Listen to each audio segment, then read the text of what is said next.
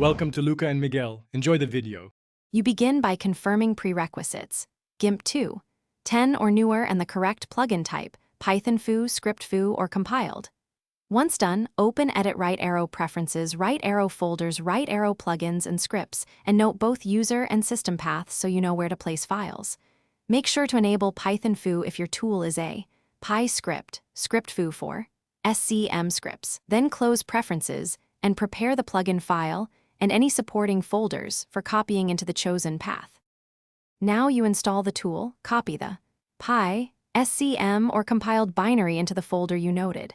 Once copied, set correct permissions. On Linux/Mac use chmod +X for executable scripts. On Windows ensure Py associations exist or use exe. If the tool includes assets, preserve folder structure. After placement, refresh Gimp using filters right arrow script foo, right arrow refresh scripts, or simply restart Gimp to load compiled plugins. You should now see the new tool under the expected menu. If not, recheck file types and locations. To finish, open the menu where the tool should appear and run a quick test using a sample image. Validate parameters and output. Once confirmed, save any presets and document install steps for future reuse.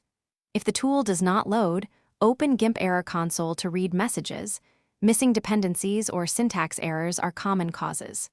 Make sure file permissions are correct and that Python foo or script foo is enabled. If needed, move the plugin to the user folder to avoid system permission issues and restart Gimp again. Thanks for watching and please subscribe. It's the best investment you'll ever make.